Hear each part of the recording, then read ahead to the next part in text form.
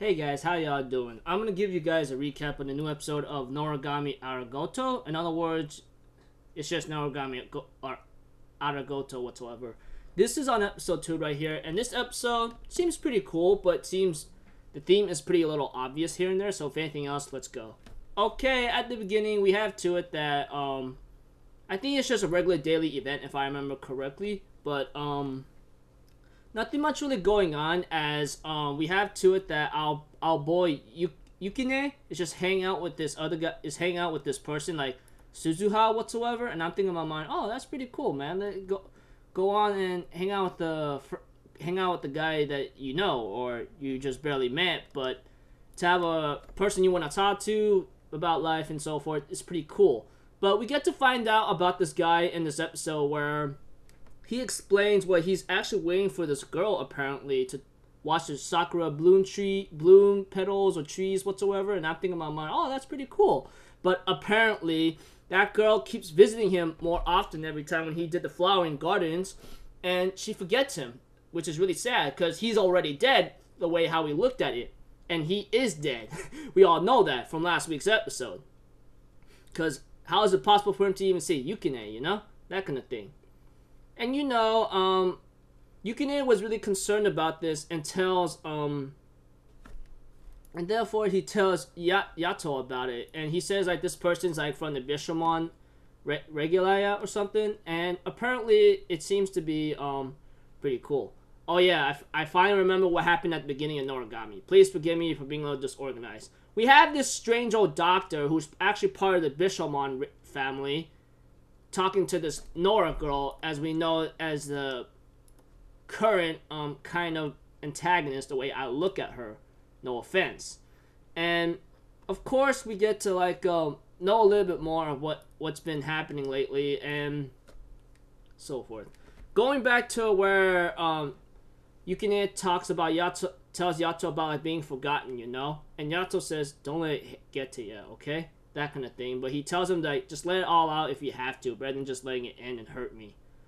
And we get to find out more about what happens to Suzuha. That doctor ends up telling the guy, oh, you're gonna be by yourself, there's no one there, you're just a nobody. And I'm thinking in my mind, yo, is that really necessary to say that to someone who's always had hope to have someone to look out for, you know? Like, this guy's been waiting for this girl for like 30 years. I'm pretty sure she's already in her like late 40s by now, and so forth. And the guy Suzuha gets eaten up and so forth, and Yukine along with Hiyori tries to go to the sakura bloom tree, but that did not become the case because he's already dead. And I'm thinking in my mind, dang it, what the hell? That kind of thing. So we have to it that events were not looking great for him at all. It's too bad Yukine and Hiyori does not know about that, but apparently Bishamon is the only one that knows about it due to the fact that she feels pain in her body, and that Suzuha, she even remembers his name after realizing he died. And I'm thinking in my mind, oh wow, you just remember the guy that just did the flowering pots for you, so is that like make it any better now? That's what I'm thinking. Ugh, tell me about it. Anyways, as the episode continues, we have to it that Yato did talk to the doctor, but not before we have to it that I think the guy Kazuma, whatever the guy's name, working with Bishamon, is inspecting everybody to like trying to get rid of the blight whatsoever that's on Bishamon. But that did not come out so well since he forgotten who's the other guy too. I'm thinking in my mind, oh wow, now you've forgotten Suzuha, man. You check out every other woman, which the doctor did, and I'm gonna kill that ring in his neck right now. Not that I'm jealous or anything. No, I am jealous actually. Anyways, he pretty much like,